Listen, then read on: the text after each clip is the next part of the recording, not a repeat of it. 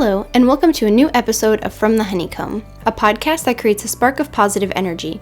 Here we discuss all things architecture and design, to travel, exploring Vastu Shastra with a modern approach, and I connect with other like-minded women to share their story. I am your host, Katerina, and welcome to From the Honeycomb.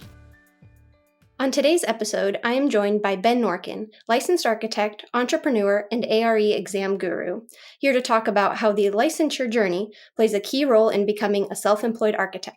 Ben, welcome to From the Honeycomb podcast. Thank you for having me. What a great intro. And I guess I should add another little intro for you is you are the first male guest I've had on besides my husband, so it's a big day, big episode. It's an honor to have you on. Okay, thank you. Happy to break barriers. It's a little bit of a joke, obviously, but...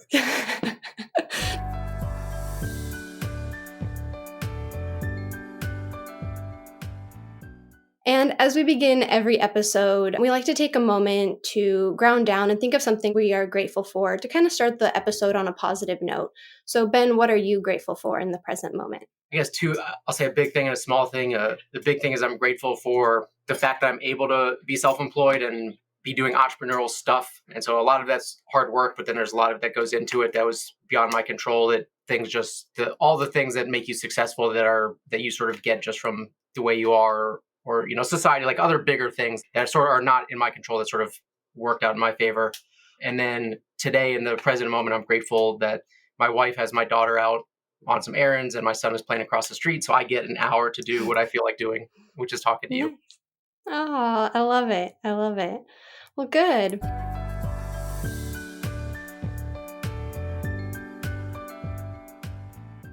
Well, Ben, I know a little bit of background on you because I've used some of your ARE study material, but can you share with the listeners your architecture journey and kind of why you became an architect and where you are today? Okay, sure. Architecture is a little bit of a second career for me. So right out of college, I was in ROTC in college. So I was an officer in the Navy for 6 years right out of college. That was my first career. But I knew I didn't want to do it forever. So I was looking for something else to do. And so when I got out, I went to architecture school. And I've said this before, but I had a very layman's understanding of architecture. I really didn't know anything about it. It just seemed like a creative thing that was sort of technical. And I wanted to learn how to build houses. It's like, okay, I'll be an architect. So I really knew almost nothing about it. And I was not growing up playing with Legos and sketching or anything like that. So moved back home to DC area, Maryland, just outside DC, went to grad school at Catholic for the 3.5 year MArch or whatever it is for those of us with the unrelated background. And then I started working, and I worked for about 4 years before I got licensed. I got licensed at the very end of 2017, or I passed my exams at the end of 2017, got licensed at the beginning of 2018. And then, I thought self-employment was maybe a 5-year goal somewhere down the line. It's probably what I wanted to do. And then it turned out that in 2018, I ended up quitting 2 jobs and working for myself in August of that year, 8 months after getting licensed. And so I'm a big proponent of getting licensed, and you don't need it. I know that people can have great careers without getting licensed, but for me, it opened doors and provided confidence. I needed to do this kind of crazy thing that I did, which was quit all these jobs and work for myself a bunch of years before I actually thought that was going to be possible. No, you were someone I really looked up to during my architecture studying when I was working on getting my license. And I don't know if you remember, we've actually spoken before. I kind of forgot about this until we were reconnecting, is you were celebrating your anniversary of being self-employed and gave out like 20 minutes of time to connect with people. And I remember talking to you, this was, I don't know when, a couple of years ago now. And I remember asking you what it was like to become self-employed, because that's kind of the route I'm on now. I've gotten my license and I've incorporated, I have my own company, and now I'm still working full-time at the firm I'm at now, hopefully transitioning to part-time eventually. But you were someone I looked up to because I remember asking you, like, how did you get clients? What did you do? And you just, like, how did you find projects? And I remember you said you went and talked to different contractors and you were just networking. And that's something I'm a little nervous to still do, but I know just hearing your background and hearing your story, like, I know you've inspired me. Oh, you're welcome. Yeah, that was, I can't remember if that was at 3 years or 4 years, but I did a thing where I offered 120 free 20-minute consults, and they filled up in like a second. And it was a really stressful 2 weeks because it was like, that was the only thing I could do for those 2 weeks. And I didn't really think about it beforehand, how much time that would be. But I did get to speak to a lot of people. And it was funny because, a lot of people want to talk about the exams. Tons of people want to talk about working for themselves. And it was a lot of fun conversations that I got to have with people. But it was a little bit stressful giving up that much. I didn't realize how much time I was committing myself to when that happened. I remember when I saw it, I was like, wow, like he's giving this time away for free, but I'm sure you made a huge impact those 2 weeks. Even though it was stressful, you did make a huge impact. And I'm sure you answered so many questions for licensure. I know you helped me kind of get an idea of what to do. But let's talk about why licensure, like why it's so important, especially if you want to work, if you be self-employed. Well, like I said, like through Hyperfine, just in the running of it and receiving emails from people and in that transitional phase of their careers, and with that one specific thing that I did, I've got to talk to a lot of people. And so I talked to a lot of before when I took my exams, I went to grad school, I worked for a couple years, I took my exams. I just thought that was like the way it was done. And now that I've been helping people pass their exams for so many years now, I've like quickly learned that people are coming at this thing from a million different directions and angles. And not everyone is just like school, work, exams. People are doing this later in their careers. They're taking time off to start a family or taking time off to run their own architecture firms and never actually get around to licensing. And personally, I sort of worked at a small office. And so there were two guys ahead of me. One was licensed, one was not, but they were both mentors. They're both excellent architects and designers. And then I got licensed before one of them. And so I was the licensed one. Then I came into work the next day and asked him for help. So I very personally know that being a licensed architect does not necessarily make you better. I think the journey does. And so for me personally, it gave me confidence. And it's also like way easier to say at a cocktail party. You say, yeah, I'm an architect. You don't have to explain the whole intern thing. But that said, I think it opens doors. It gets you more opportunities. It's easier. I think it's probably easier to sell your services if you're working for yourself. You can say, yeah, I'm an architect, as opposed to, well, I'm a unlicensed building designer and I can do this for you. So, I like help people pass the AREs because then they can get done with it and they can choose what they want to do with it. And then they're licensed. And whether they're want to get licensed or not, at that point, they're done and then they can go through. So I think I might have answered your question in there somewhere. You did. And you brought up a good point I wanted to talk about is when you're telling someone that you are a licensed architect versus not licensed. And I think while I was going through the exams, so much of my family and so many people didn't know how many exams architects have to go through, just how hard they are. I kind of compare it to like taking 6 bar exams when I explain it to people, just to give them an idea of how difficult it is. But it's mind blowing how many people don't know the difficult journey we have to get licensed. Yeah, it's tough. It's not easy. And a lot of good people, a lot of smart, talented designer architects fail exams because it's not an easy thing to do.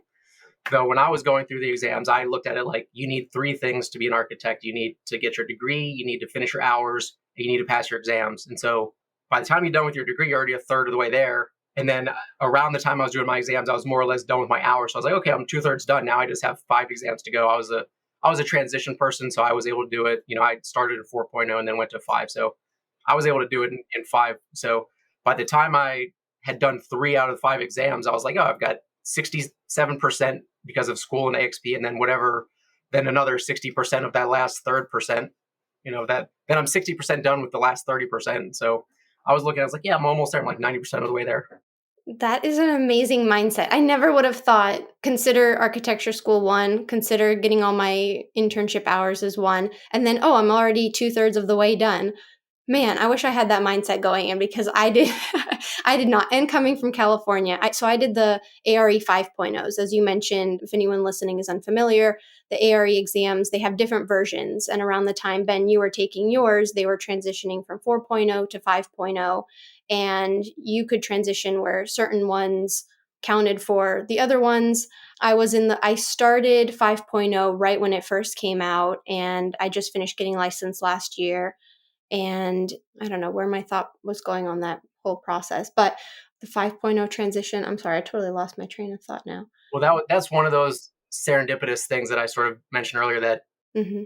was beyond my control. And so I was a transition person. And so when I was taking the 5.0 exams, all the study material was just 4.0 stuff with a new cover on it. Like my Kaplan book literally had a section in it about the vignettes, which we're no longer, which we're retired with 4.0. But so the study material didn't catch up. So I was in there. I wasn't an official early tester, but I was within the first year. So Mm. it was still new. People didn't know what was on it. And so when I had people asking me, what did I study? And asking for tutoring and stuff like that, it's sort of how I got into, it's exactly is how I got into test prep, which is not at all a goal of mine that I had when I started taking my exams. It was just, it was good timing and then hard work, but equally attributable to any success. No, absolutely, absolutely. And yeah, I was one of the first few test takers to take the 5.0, and I remember there was really nothing out there like you just mentioned. And then once I kind of jumped back in 2018, 2019 is how I ended up finding your Hyperfine, your workbooks, and those were just so helpful and so insightful. And they just made sense on because there's just so much content to cover for the ARE exams, and you kind of made it. It's kind of funny actually seeing your face and your voice now as we're talking because I've had your voice on so many YouTube videos, drawing out stuff, especially from I think programming and analysis. That exam, I really used your stuff. So it's kind of a full circle moment actually this episode too for me is just like now talking to you after licensure. And I did want to ask about so you are licensed in Washington D.C., correct? Maryland and Washington, D.C. So I live in Maryland in the suburbs of D.C. Most of my projects are here in Maryland, but I got Maryland and D.C. too. Nice. Because I was wondering, I know you posted recently, were you studying for the California exam, the CSEs? I was studying, and I was like 7 weeks into an 8-week study plan for the CSE, and then COVID hit, and so everything stopped, and I haven't been able to get the motivation to get back to it, which is good. A story that I hear a lot of times from people doing the ARE, and so I'm like, I understand that completely because it's unlike school where you sort of do it and there's a deadline and you pass, and then your hours, which you just mark off as you go along. Like the thing that's hard about the exams is it's self-paced and it's on you, and it's a lot of times it's not a requirement. Especially now with no rolling clock, there's not really hard deadlines anymore. It could be a hard thing to push through if no one else is pushing to do it. So I keep almost getting the motivation back to do the CSE, but because I don't have, I used to live in California when I was in the Navy. I was Oh, stationed in San Diego, so I'm plotting my return, and I would like to get licensed in California to maybe work there, but I don't have anything that I have to do. So with all this other stuff going on, it's at the bottom of my list of it's high on the list of things I want to do, and keeps being on the bottom list of things that I actually do. no, absolutely. That was going to be my next question is why getting a license in California? Because I do want to touch base on that too in the episode, since we are talking about licensure, is once you are licensed in one of the states in the US, you can get reciprocity. So you can apply to different states, but you have to, for example, take the other exam. So I know you coming from Maryland, you have to take our California exam. And I know when I was studying for it, there were so many, I was surprised how many out of state candidates that were studying for the exams. So it's really interesting to know how many people do want to work in California. It's California. Everyone wants to be there. Yes, yes, they do. Yes, they do. No, it's a great state, and I'm in Orange County, so I know San Diego area is beautiful. So yeah. And then kind of returning back to so then licensure and becoming self-employed and your journey is you were working two jobs, and where was like that turning point where you said I want to become licensed and self-employed? Was it did you have a plan? I know when I remember talking to you a couple years ago, I don't believe you necessarily had a full plan. It just kind of happened. Yeah, like I said, I thought it was a long term goal. I thought it was like 5 years away. I mean, that's sort of why I started Hyperfine, which started only as Revit trading. And I was like, okay, if I make a little bit of money from this, I'll just put that aside and build up a runway, and then in 5 years I can quit my job and work for myself. But right after being licensed, the place that had been at for 4 years, I wasn't really enjoying the projects we were doing. And then I got an opportunity to work for a friend of mine for what was supposed to be the first multifamily passive house in Washington, D.C. It was a big project. And so I was into that stuff. I still am, but it was basically a great opportunity. So I quit my job, went to work for my friend on this project. And then I think within a month, maybe a month and a half of me getting there, we got fired from it. And so it had been going on for a long time. It was a complicated situation. So all of a sudden I was, and this was like maybe April or May of 2018. And I think we got fired in maybe June. And so once we lost that job, I was at a similar job, but it was downtown, so I had a commute. It was slightly less compensation. There was, so for doing similar work, it was a worse situation. Plus, it was a Vectorworks office, and so I was like learning new software, learning new office standards. And so my timeline for working for myself dropped, and I was like, well, maybe I don't need 5 years, maybe I need 2 years. And then the week after, I was like, maybe I just need 1 year. Maybe I'll just like finish these projects I'm doing on.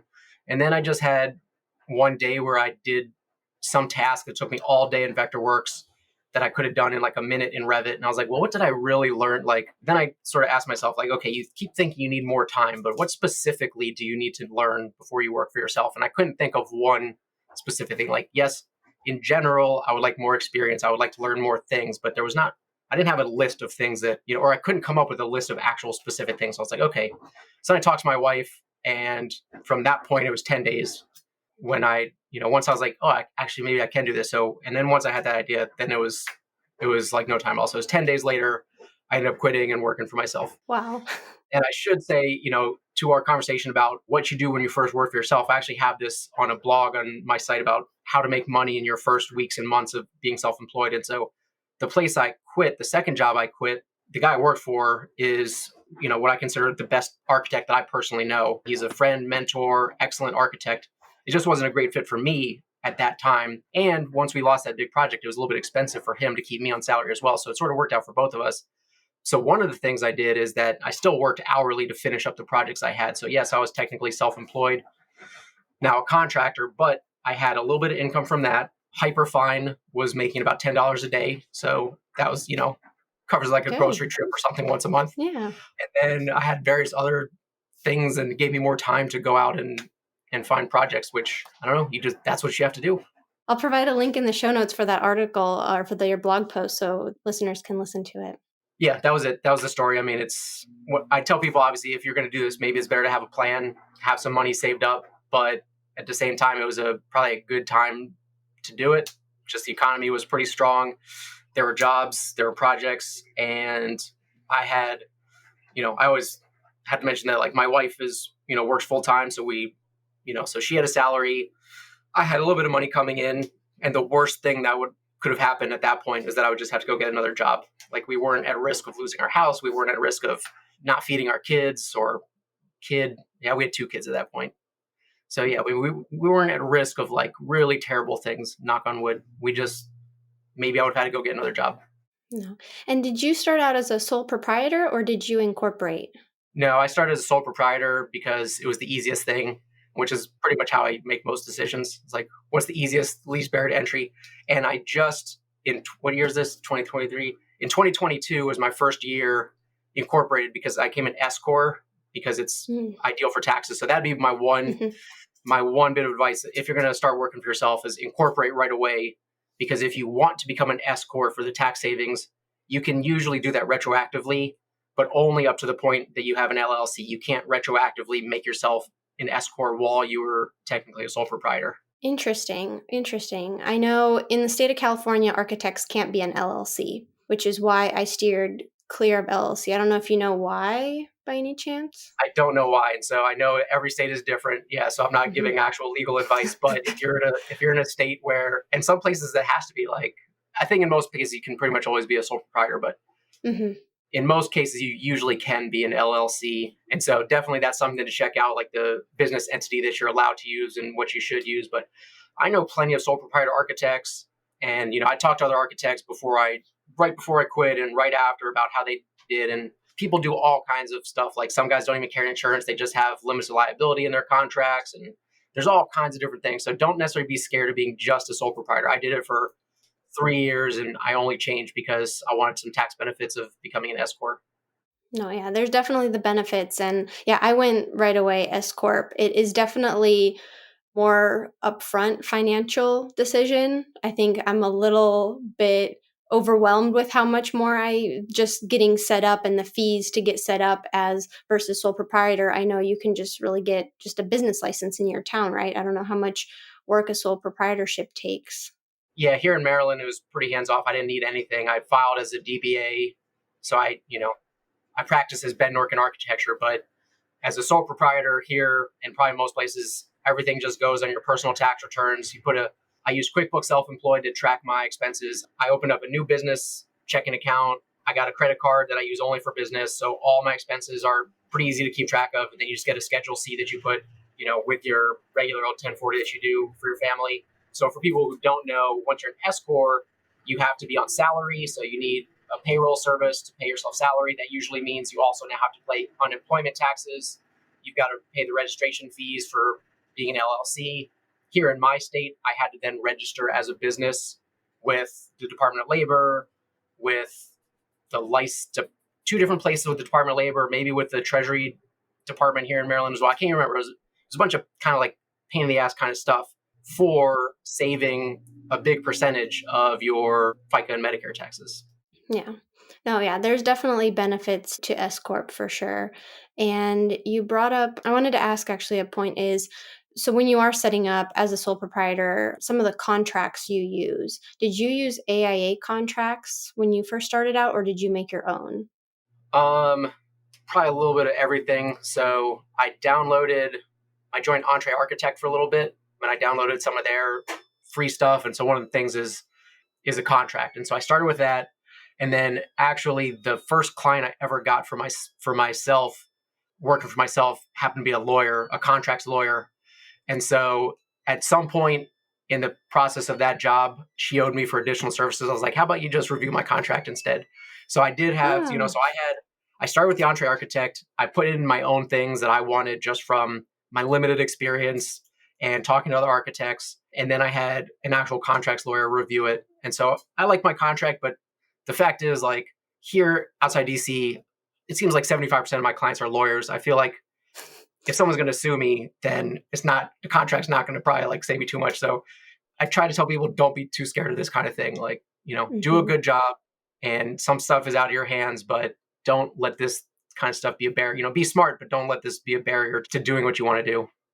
No, absolutely. And I'm pleasantly surprised with, as I was starting to learn about how to put together the S Corp and all the documents that need to be put together and kind of going off on my own, it's been really nice to know that even the exams I studied for, the information is so valid because the exams didn't cover, especially practice management, project management, and CE, construction evaluation. Those had a little bit of contracts and setting up, especially practice management that I didn't learn anything. Like I didn't go to business school. I went to architecture school only. And it's been really nice to know how much the exams helped me already know. Like I've done so much research. I mean, I memorized contracts. I know so much going in. It's kind of been a nice little leg up where I'm already confident using certain terms. And like when I was at the bank and he's like, oh, are you C Corp or S Corp? And I knew why I was an S Corp. And it's just the exams give me so much confidence already going into setting up my own. So it's been really nice how, because when you're studying for the exams too, sometimes you're like, gosh, do I really need to know this? What if there's a few in content that you're just like, maybe I'll never use this, but it's been nice to be able to use that content in real life. That's when I was taking my exams, that's sort of what I looked at. I was like, okay, I'm going to learn all these things that I didn't learn in school that's going to make me feel legitimate. Because I worked at a single family residential place. So, because that's what I wanted to do. But then you're not doing IBC, you're not doing concrete and steel and, I don't know, these big architecture things. You're not doing curtain walls. And so I was like, okay, well, now I'm going to like learn all this stuff and I'm going to feel like a legitimate architect. And then maybe as a side benefit, I'll pass some exams as well. So for you, it was, contracts. For me, I was more interested in the technical stuff. But now that, then I started transitioning and working for myself. And then I also got that interest of the business side of the finances and the taxes and all that stuff as well. Yeah. Yeah, because we definitely don't learn that in architecture school. I think no matter which architecture education route you take, whether it's, the 5 year undergrad or the 4+2, or like you did, the graduate program, there is so much that we're just not taught that the exams really do help out with. That's probably what, when you said earlier that people don't know how many exams it is, what people really don't know is probably how different school and practice are in our field. It's completely Hmm. different things. And looking back on it, I think it's probably the way it should be, because you got to have time to think about, when you see a house or something that was designed by someone without formal training, you can tell that they don't know about entry path arrival and symmetry and proportion, all these things that maybe we take for granted now. And maybe brushed off before. But yeah, I think I always say I would love to go back to architecture school now where I could just go and design stuff and have fun with it. Because at the time, like I said, I was coming out of the Navy. I had an unrelated degree. I didn't grow up drawing. I didn't grow up playing with Legos. Like I don't want to say I struggled with school, but I definitely didn't get it until sort of at the end. I was like, oh, this is what I should have been doing the whole time. Oh, yeah, absolutely. If I could redo architecture school, it would have been now with what I know, it would have been completely, I would have put less stress on trying to remember, especially detailing and how everything comes together, because you're going to learn that eventually and having more fun with design. It was definitely, and especially I went to school in Chicago and I was just talking to my coworkers about frost lines and how you have to build the retaining wall in Chicago, it's 42 inches is the frost line. And I had an internship in California while I was at school. And I remember I was drawing a detail for my boss and I said, so what's the frost line out here? And he's like, we don't have a frost line.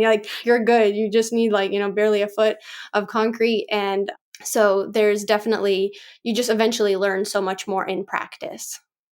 Yep, this is true. You learn, yeah. It's so varied in the amount of things that you're sort of dealing with on a daily basis. No, especially I know like the HVAC, the mechanicals, even though I had classes on that, whenever it comes up on a project, if I even spend an afternoon, talking to the mechanical engineer and just really understanding the systems, what I learned in an afternoon in practice could be what I learned in like 4 weeks of school. So it does vary. Although school was a good foundation for everything, absolutely. There's a lot definitely to learn once you are practicing. And I wanted to ask you about it's a little bit of a personal question, just advice for myself as I am starting out now, or what you would tell someone going in. So I'm confident in my relationship with clients and some design work and things like that. Where I'm nervous on the architectural front for starting a firm is definitely the construction details. It's something I know I'll constantly be learning. And you made a great point is when you're working in single family residential homes, you're not doing curtain walls, you're not using all sorts of different materials. And there's just so much vast information once you are drawing the details. That's one thing I'm a little worried about. I don't have that enough of experience, and also the firm I work for at now, my boss does a lot of the detailing. So what's some kind of advice if there's an area or aspect someone's nervous about? What kind of advice would you have for that, or for my instance? Yeah, that's a great question because confidence has definitely been the number one bit of adversity I think I've probably faced in that I started working for myself only 4 years after school, which I think is still kind of early. And while I have friends and mentors and other architects to turn to, for the most part, when you're self-employed, you're on an island. And I always wonder, like, am I doing the right thing for my clients? Is my solution to this the right way, or is it just the only way that I know how to do it? And so the further I get in, the more confidence I have that I am doing it the right way. And in the last year, I've had a couple projects that were sort of difficult that, some not great things happened. And thinking about them, the similarities they share is I let the client or I let other people involved sort of like get me out of my process. And so I think if you know what you do well and you stick to it and you make sure like you dictate the process, then you're going to be okay. Because, thinking about these two projects, like 100% of the things that went wrong were directly attributed to people not letting me do my job or asking me to do less or not really work the way that I work. And so try to have confidence in the fact that you got licensed, like you have a ton of formal training, you've got various years of on the job training. So you do have experience and you probably do know what you're doing. And then it's just getting a little bit better every day. Like if I look at my drawings from 2 years ago, like, oh man, that's not that good compared with what I'm doing today. But you don't see that if you're like improving just a little bit every day. It's hard to tell. So if you look at what you're doing 3 years ago to what you're doing today, I'm sure you're going to be better. Detailing, for me, it's like detailing and specifications far and away the two weakest parts of what I've done to date. And so in the last year, I've made a conscious effort to actually improve both of these things. And that's all you can do is maybe set a goal, be strict with yourself about what it is you want to learn, and then just do a little bit better on each project, And it's funny, one thing, I've been working for myself 4 years or, coming up on 5 years now, and I haven't had a detail library to date because if it was a detail, I just drew it for each project. And then even if it was like something like a typical wall detail that I'm using multiple times. And so just in the last 3 months, instead of detailing it I'm in Revit, so instead of detailing like live sections in Revit, I've just started making a detailed library of drafting views that I can now use. And so you can't get everything perfect on day one, but you can be good enough to do a good job for your clients and not get yourself in trouble and do good work. And then you just pick one thing and start doing a little bit better every day. Oh, that's great advice. It's so true that because it is daunting when you are just on your own, like you said, and you gave a great analogy is once you work for yourself, it's an island.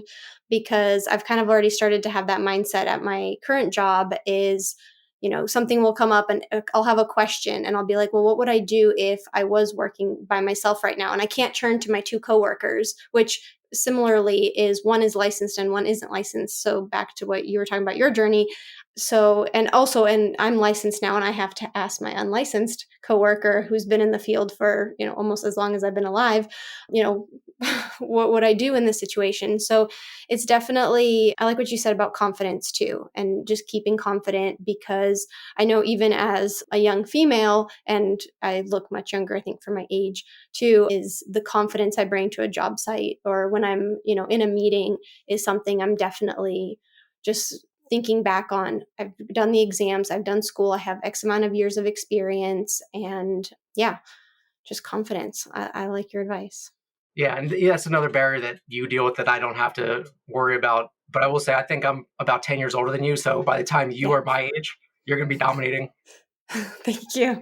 Thank you. Thank you. No, yeah, because I'm 31. So we were I'm talking about that, I think. 42. We're two? Okay, yeah, yeah, Yeah, yeah. So like I said, we're, mid-second career. yeah. No, I feel, and I'm sorry, you what? I said I feel 31.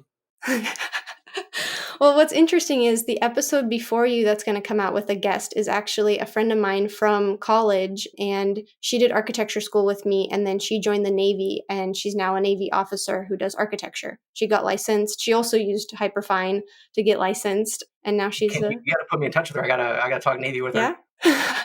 Absolutely. I will definitely put her in touch with you. No, I'm sure I was really excited when you reached out to me. I actually wrote her and said, can you believe Ben Norkin from Hyperfine wants to come on the podcast because she was my study buddy. Like we kept each other kind of accountable and just cheered each other on, especially with failures. So it's interesting now that she's in the Navy. But yeah, I'll connect you guys. That's funny. I had well, thank you. Well, I hope that I'm approachable and I'm not at all. I'm just a regular person. But I had the same experience recently with Christine Williamson, who runs Building Science Fight Club, who is Mm-hmm. a hero of mine. And I just recently, part of the reason that I've been able to get in touch with you is I recently hired a friend of mine to do Instagram for me. Mm-hmm. And so she was like emailing me a list of people. She was like, should we talk to this person, this person, this person? And so she put Christine on there. I was like, oh, well, she's a really big deal. So let's not like talk to her. But then Christine started following me. And so I texted my friend. I was like, oh my God, oh my God, oh my God. Like Christine followed me. And so then we started talking. And so I actually got to Zoom with her earlier this week and we had a lot in common. And your heroes are just regular people. And so I'm really happy to be here. Yeah, no, And I think that was most of that point. yeah, yeah, yeah. No, absolutely. And it is like this community of, I was talking to Bryn Young from Be Young Design. I don't know if you know her. Yeah, I know it starts to be a small community. Yeah, Everybody starts to kind we've of, been we've been like canceling on Zoom with each other for like a month now. So oh, we keep we keep emailing. I'm supposed to talk with her about working together and doing various things and doing stuff like this, and we just haven't been able to schedule it yet. But yeah, I'm a big fan of hers as well. yeah, no, she's great. I interviewed with her last week. So, but it's funny, this community starts to be created. And one thing I was talking to her about is not on the episode, but just in DMs is, we start to form this community as we are studying for the exams. And we kind of all reach out to each other, or everybody talks, or you're using each other's, study material. And then there's that shift where some of us get licensed and we stay where we stay continuing working at the firm we're working at. But then there's that group of us who starts to go towards being self-employed and wanting to be on our own. And that's kind of where I like that you kind of have this like second journey on your website, on your courses. And Bryn kind of has the same thing as well, as we're continuing on this journey together from the exams, but now we're rooting for each other then, and then we're rooting for each other again on the second part. And that's kind of a cool thing where the community shifts and grows, but we're on it together for the long run. Yeah, all true. Great points.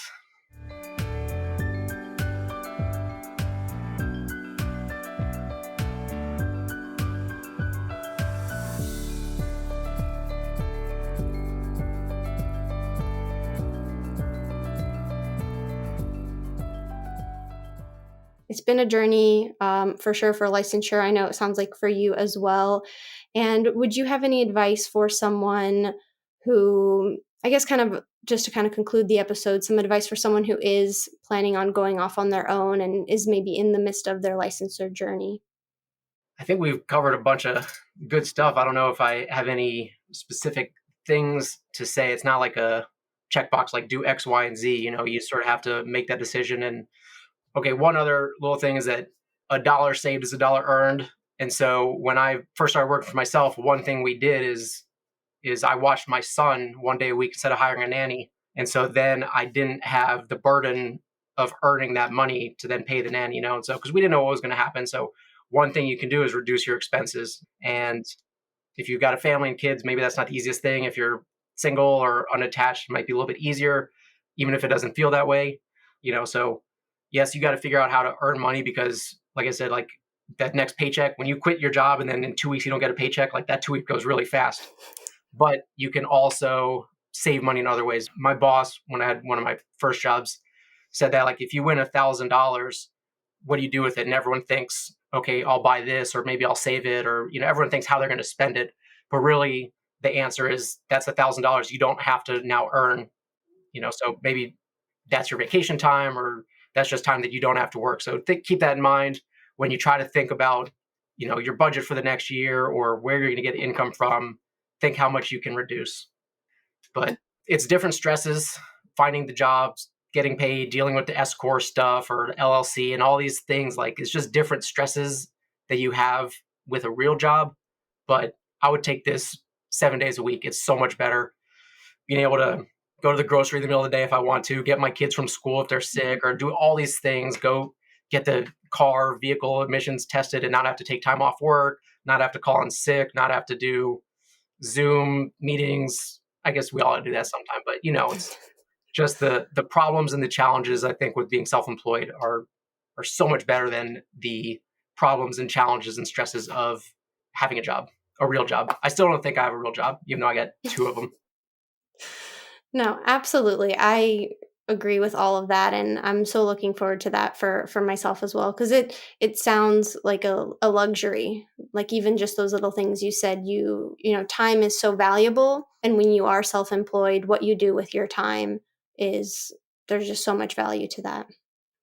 The other thing, I'll try to like wrap it up, but the Mhm. other thing Yeah. now that I'm thinking about it is that you can be an architect, and I consider myself an architect, but all my money doesn't come from architecture. I get Hyperfine. I have plenty of my own projects, but I also still do production work for other architects, which is a great way to meet people and still learn from people and get involved with bigger projects. Maybe I get on my own. So if you are self-employed, I think your real job is to be an entrepreneur. And if you want to call yourself an architect, that's great. And if most of your money comes from architecture, that's even better. But if you're self-employed, your job is just to make your salary, and that can happen in a bunch of different ways. It doesn't have to be all landing a project, doing drawings, getting a permit, and then finding the next one. No, absolutely. Absolutely. Well, Ben, thank you so much for coming on From the Honeycomb. I have loved our conversation, connecting with you. And this has been a real treat. Yeah, for me too. I'm excited that I got on Instagram and now I'm getting in touch with Yeah. people that I've talked with in the past, and starting to make more meaningful relationships, I guess, in the community, like you talked about. No, absolutely. And so now listeners can find you on Instagram. And where else can everybody find you? Mostly at hyperfinearchitecture.com or bennorkinarchitecture.com or LinkedIn or Instagram. All of those. I'll provide links in the show notes. But the websites are, yeah, direct email is probably the best thing. Perfect. I'll provide a link in the show notes for all of the ways to connect with Ben. Again, Ben, thank you so much for coming on. Thanks for having me. Thank you so much for listening to this episode of From the Honeycomb. If you liked it, please give it a heart or thumbs up and click the follow button so you can stay up to date on the latest episodes. You can follow me on Instagram at From the Honeycomb Podcast, and be sure to check out the link in the show notes to sign up for my monthly newsletter where you will receive a spark of positive energy in your inbox. Thank you so much, and see you next week.